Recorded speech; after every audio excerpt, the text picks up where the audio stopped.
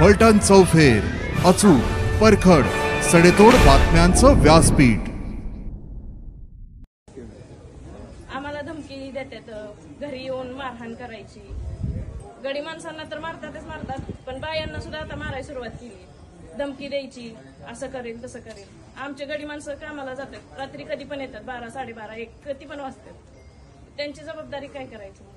त्यांना त्रास होऊ नये म्हणून परत धमकी देऊन गेलेत आम्हाला।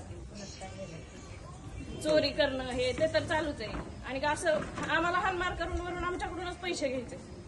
आम्ही कमवून खाणार आहेत, आमच्याकडे म्हणजे एवढं नाही की त्यांना देऊ शकतो आम्ही। मान्य त्रास आहे आपल्या जिल्ह्यात, आपल्या तालुक्यातही आहे बरेच दिवस। यावेळेस काहीतरी वेगळं झालेलं दिसतंय, थोडं जास्त झालेलं दिसतंय।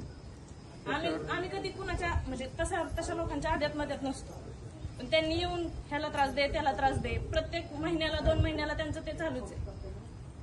त्यावेळेस आमच्या फॅमिली सोबत तसं झालं। त्यावेळेस आमचा पर्सनल माणूस आमचा पोलीस स्टेशन मध्ये असताना सुद्धा त्यांना हानमार केली आहे त्या लोकांनी।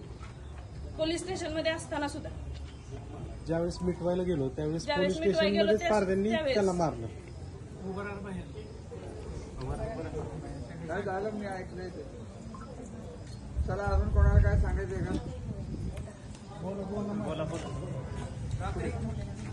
एक मिनिट मुलाला घरी सकाळी आज तिकडं आमचा गाईचा गोठ आहे, तिकडं कसं येतोय बघतो म्हणले। आता आम्ही म्हणजे एकटे जातो तिकडं धाराई काढाय,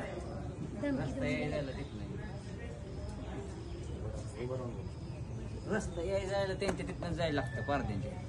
तिथं बाया माणसांना म्हणतात कसं येतात। आम्ही आता कामावर जातो, गोट्यावर खाया टाकायला, दात काढायला जायचं, बायांना धमकी देते। गाड्या परत आणि रस्त्याने चालवायच्या, नीट चालवायच्या नाही। बारकी लेकरं चाललेली असते, ती म्हातारी माणसं चाललेली असते, ती गाशी गाड्या त्याला न्यायच्या, परत आणि त्यालाच धमदाटी द्यायची। किती लोक आहेत रे बापू? साधारण 5 लोक ठाकूरकीला 3 जण।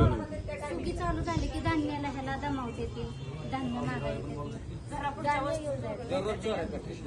पोलीस स्टेशनला त्या दिवशी त्यांची 70 लोक आली आणि यांची 10 लोक।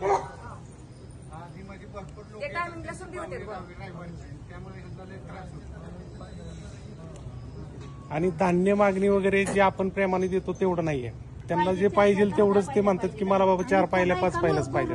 बायकांना पुढे पाठवतात भांडणं करायला, गड्यांना मारायला, आणि आणखून आळ घेतात त्यांच्यावर काय बोलले म्हणून।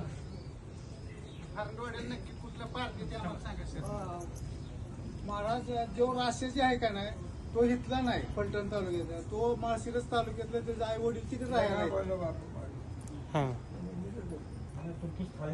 स्थायिक झाला सर, आणि मगाशी साहेबांना भेटलो तर साहेब म्हणले तुम्ही व्हिडिओ कॅसेट काढा। आता आमच्यासारख्याने व्हिडिओ कॅसेट काढायला ठरवलं, त्यांच्या बायाने जर मोबाईल हिसकून घेतला तर आम्ही काय करायचं? काय तुम्हाला डिपार्टमेंटला आम्ही पुरावा द्यायचा?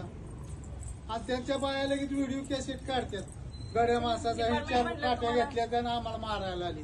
बरं डिपार्टमेंट बी असं करते की डिपार्टमेंटला सांगायला गेले, डिपार्टमेंट आम्हालाच म्हणतो तुम्ही जरा थांबा, तुमच्या बाजू कायदा तुमच्या बाजून नाही, कायदा त्यांच्या बाजून, म्हणजे कसं वागायचं आम्ही? ती म्हणतात काय बरं रानात जरी लेडीज कामाला गेलं त्यांच्या बाया चाकू दाखवतात, मंगळसूत्र कापून नेतात।